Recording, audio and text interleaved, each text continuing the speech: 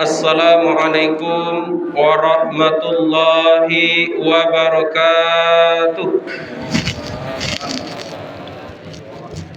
Alhamdulillah, alhamdulillahirabbil alamin. Wassalatu wassalamu ala Rasulillah Sayyidina Muhammad ibn Abdullah wa ala alihi wa sahbihi wa mawalah, amma ba'd. Bersyukur kepada Allah Subhanahu wa taala dengan mengucapkan alhamdulillahirabbil alamin. Bersolawat kepada Rasulullah sallallahu alaihi wasallam dengan lafaz doa, Allahumma shalli ala sayyidina Muhammad wa ala ali sayyidina Muhammad. Yang saya hormati pengurus mushola, kemudian bapak-bapak, ibu-ibu, adik-adik sekalian, jamaah Arafah, insyaallah dirahmati dan dimuliakan oleh Allah Subhanahu wa taala. Adapun judul kultum kita pada malam yang berbahagia ini, 3 pesan Luqmanul Hakim kepada anaknya. Bapak-bapak, ibu-ibu, jamaah tarawih rahimakumullah. Di dalam kitab Nasaihul Ibad karangan Imam An-Nawawi Al-Banteni, ulama berasal dari Indonesia, di dalam kitabnya terdapat 3 nasihat, 3 pesan Luqmanul Hakim kepada anaknya. Luqmanul Hakim ini Bapak Ibu bukan seorang rasul, bukan pula seorang nabi, tapi namanya tertulis, termaktub di dalam Al-Quran. Bahkan Allah jadikan satu surah di dalam Al-Quran, yaitu surah Luqman, yang mana nasihat-nasihatnya menjadi pelajaran bagi awak untuk menjalani kehidupan dunia yang fana, yang sebentar ini.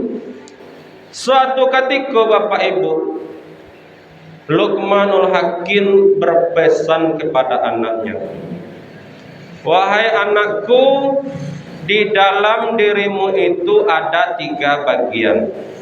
Bagian yang pertama di dalam dirimu itu ada untuk Allah. Yang kedua, bagian yang kedua di dalam dirimu itu ada bagian untuk dirimu sendiri. Yang ketiga, di dalam dirimu itu ada bagian untuk makanan cacing tanah nanti. Luqmanul Hakim menjelaskan satu persatu ketika ditanya oleh anaknya, wahai ayahku, di dalam diri awakku apa yang menjadi milik Allah Subhanahu wa taala? Kemudian Luqmanul Hakim menjelaskan, wahai anakku, wahai putraku, sesungguhnya yang menjadi milik Allah di dalam dirimu itu adalah ruh ataupun nyawa.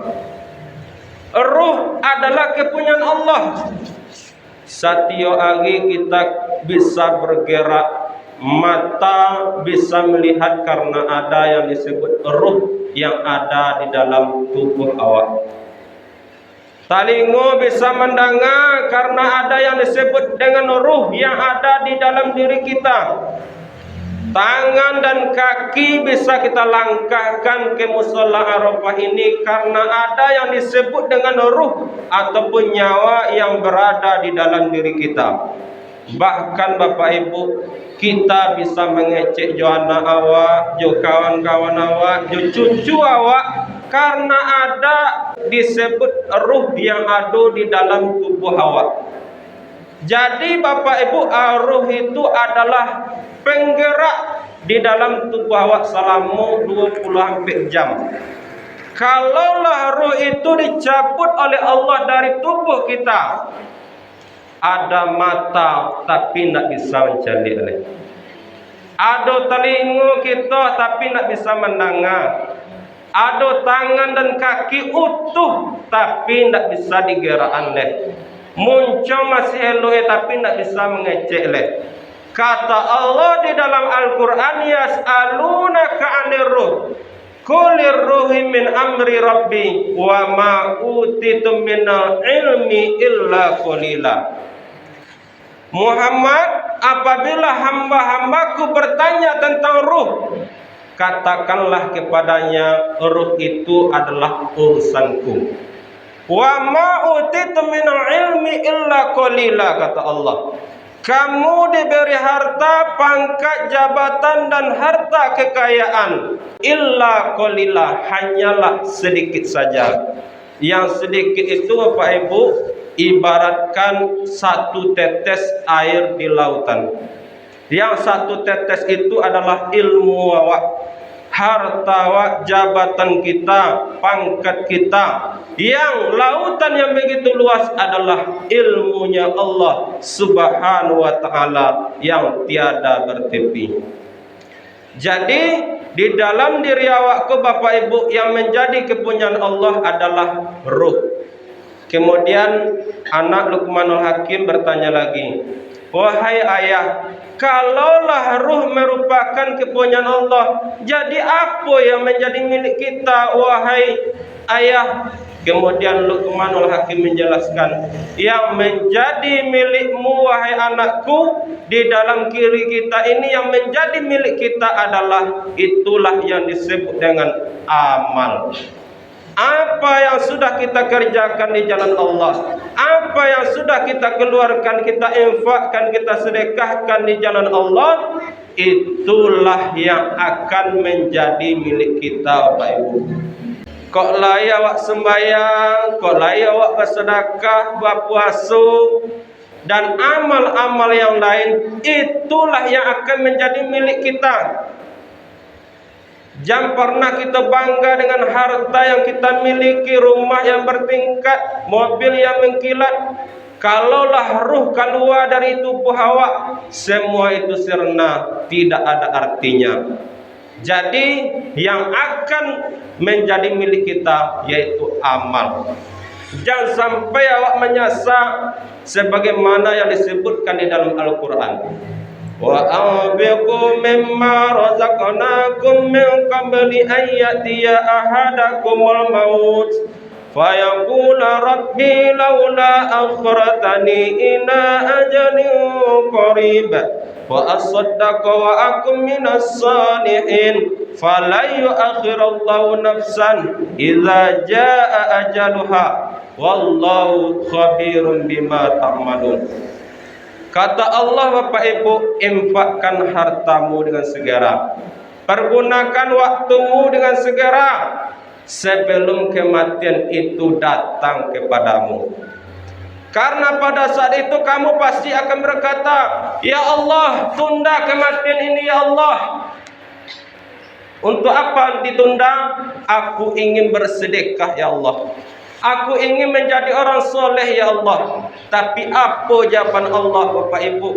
Fala yu'akhirullahu nafsan idza jaa ajaluha wallahu khabirun bima ta'malun.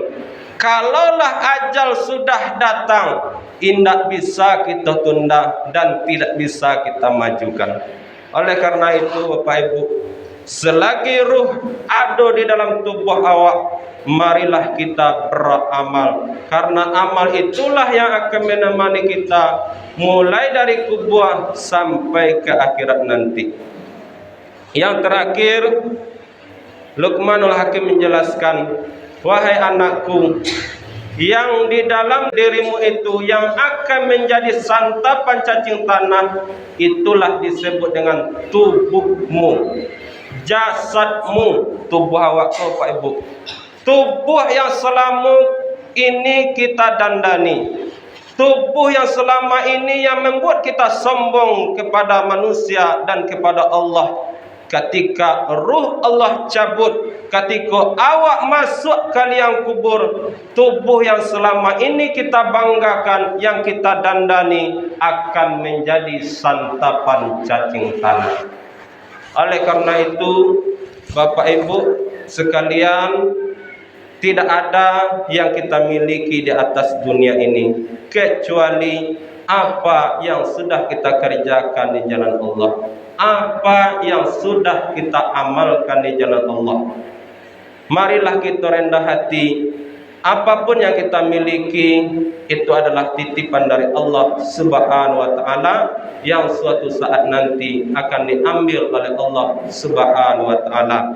Fadilah salat tarawih kita pada malam yang ke-8 ini, kalau dapat awak mengerajun salat tarawih malam yang ke-8 ko Bapak Ibu, samu pahala yang pernah Allah berikan kepada Nabi Ibrahim alaihi salam. Itu kadang pahala ya. Baga pahala yang pernah Allah agian kepada Nabi Ibrahim, segitu deh pahala yang kita dapatkan apabila kita dapat mengerjakan solat tarawih malam yang ke-8 ini. Mudah-mudahan kultum yang singkat ini bermanfaat. Assalamualaikum warahmatullahi wabarakatuh.